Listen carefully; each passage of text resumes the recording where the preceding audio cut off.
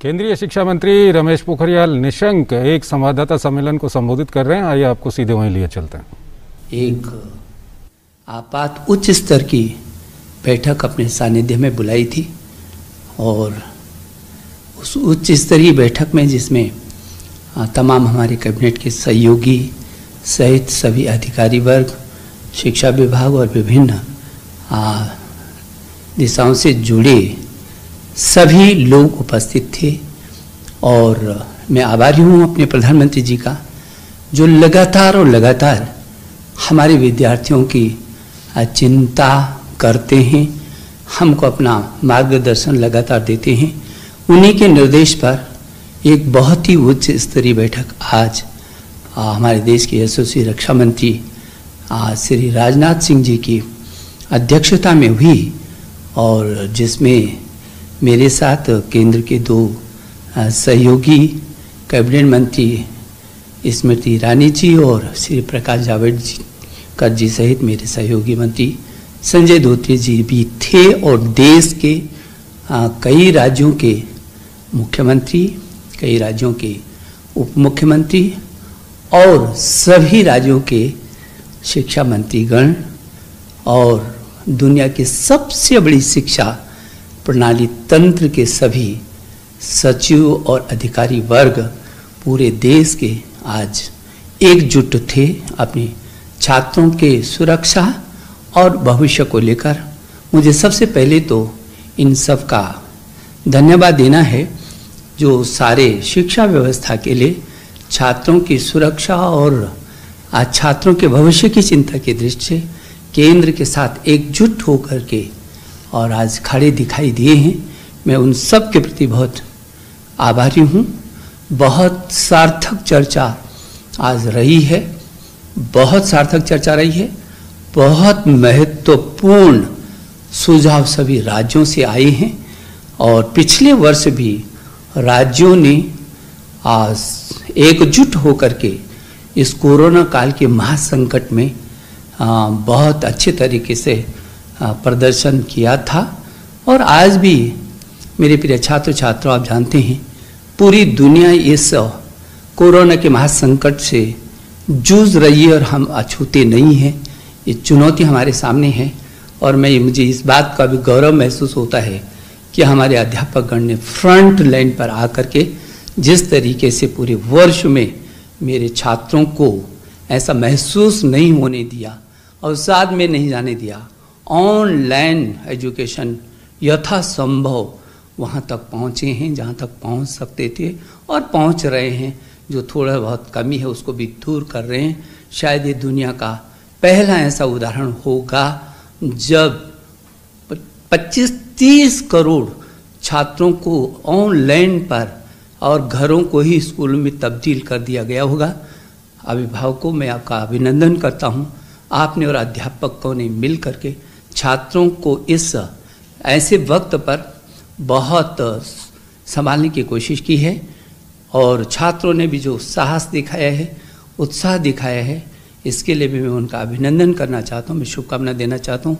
मेरे प्रिय छात्र छात्राओं, जो आज बैठक हुई है उसमें कुछ राज्यों ने कुछ समय मांगा है और सुझाव देने के लिए और उनको कहा गया है कि 25 मई तक वो अपने सुझाव दे देंगे ताकि जल्दी से जल्दी हम इस अनिश्चितता को दूर कर सकेंगे। मुझे याद आता है कि जब हमने आपकी CBSE बोर्ड की इंटर की परीक्षाओं को स्थगित किया था तब हमने आपसे कहा था कि हम 1 जून तक इन परिस्थितियों का आंकलन करेंगे। जो भी परिस्थितियाँ होंगी वो आपकी सुरक्षा और आपका भविष्य, हमारे सामने दोनों चीज़ें हैं, सुरक्षा पहले और उसके बाद आपका भविष्य। इन दोनों को देख करके हम फिर 1 जून को आगे का आपको अवगत कराएंगे जो भी परिस्थितियाँ होंगी। हमने ये भी कहा था कि जब भी हम इस बात की घोषणा करेंगे तो कम से कम 15 दिन हम आपको देंगे ताकि आपके मन में अचानक न हो कि कब तिथियों की घोषणा हो और कब फिर जो है आप संभलें।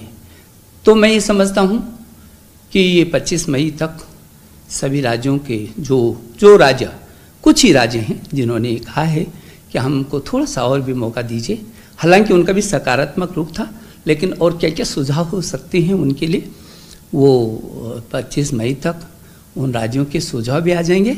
और मैंने कहा है, अपने अभिभावकों से भी कहा है, आपसे भी कहा है, अध्यापक कर्ण से भी कहा है, यदि आपके भी कोई सुझाव होंगे तो मेरे ट्विटर पर आप अपने सीधे सीधे सुझाव भेज सकते हैं।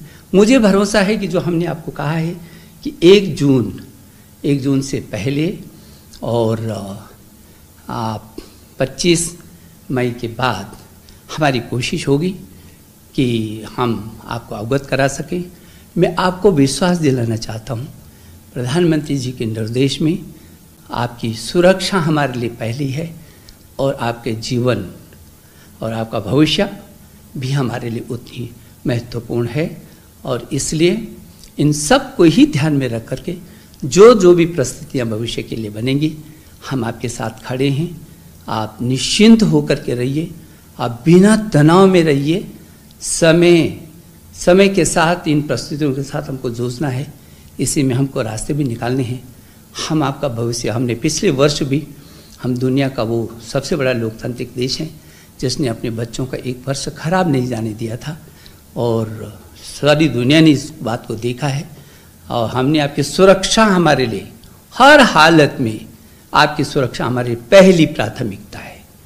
और इसलिए फिर मैं भरोसा दिलाना चाहता हूँ कि आप बिल्कुल निश्चिंत रहिए, और जो भी निर्णय होगा वो आपके हित में होगा, आपके जीवन के सुरक्षा की दृष्टि से होगा, और आपके भविष्य में आपके भविष्य को लेकर के होगा। मैं एक बार फिर सभी अभिभावकों का, अध्यापकगण का, प्रिय छात्र छात्राओं, आपका भी अभिनंदन करना चाहता हूँ। और आज मैं विशेष करके अपने देश के रक्षा मंत्री जी, जो केंद्र में कई बार विभिन्न मंत्रालयों का जिन्होंने जिम्मेदारी संभाली है, और जो उत्तर प्रदेश में याद आता है क्योंकि मैं उत्तर प्रदेश में भी मंत्री रहा हूँ, वो ऐसे ऐतिहासिक शिक्षा मंत्री भी रहे, मुख्यमंत्री तो थे ही। आज उनके सानिध्य में पूरे देश का शिक्षा तंत्र ने पूरा बहुत देर तक विचार विमर्श भी किया है, बहुत सार्थक, बहुत ही सार्थक। पूरा देश के शिक्षा, सभी राज्य एकजुट है। मुझे इस बात को लेकर के प्रसन्नता होती है, और मैं वो सभी राज्यों को धन्यवाद भी देना चाहता हूँ। और मेरे जो सहयोगी मंत्री आदरणीय जावड़ेकर जी और आदरणीय स्मृति ईरानी जी को भी मैं हृदय की गहराई से धन्यवाद देना चाहता हूँ। मैं एक बार आपको शुभकामना देता हूँ। बहुत बहुत धन्यवाद।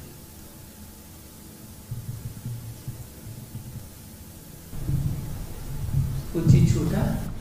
केंद्रीय शिक्षा मंत्री रमेश पोखरियाल निशंक को आप सुन रहे थे। दरअसल प्रधानमंत्री नरेंद्र मोदी के निर्देश पर एक उच्च स्तरीय बैठक आज आयोजित की गई रक्षा मंत्री राजनाथ सिंह की अध्यक्षता में, जिसमें शिक्षा मंत्री रमेश पोखरियाल निशंक और केंद्रीय सूचना एवं प्रसारण मंत्री प्रकाश जावड़ेकर, केंद्रीय मंत्री स्मृति ईरानी और साथ साथ सभी राज्यों के शिक्षा मंत्री इसमें मौजूद थे। कई राज्यों के मुख्यमंत्री भी इसमें मौजूद थे।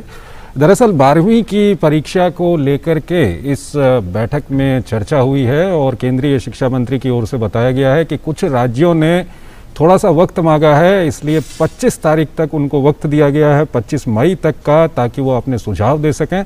और केंद्रीय शिक्षा मंत्री का ये कहना है कि उसके बाद 1 जून तक जो भी परिस्थितियां इस वक्त कोरोना के कारण बनी हुई हैं, उन परिस्थितियों को देखते हुए कोई न कोई निर्णय ले लिया जाएगा, और वो निर्णय उसके बाद छात्रों को बताया जाएगा। केंद्रीय शिक्षा मंत्री ने कहा कि सरकार के लिए छात्रों की सुरक्षा सर्वोपरि है, और उसके बाद जो भविष्य है वो भी प्राथमिकता के अनुसार सरकार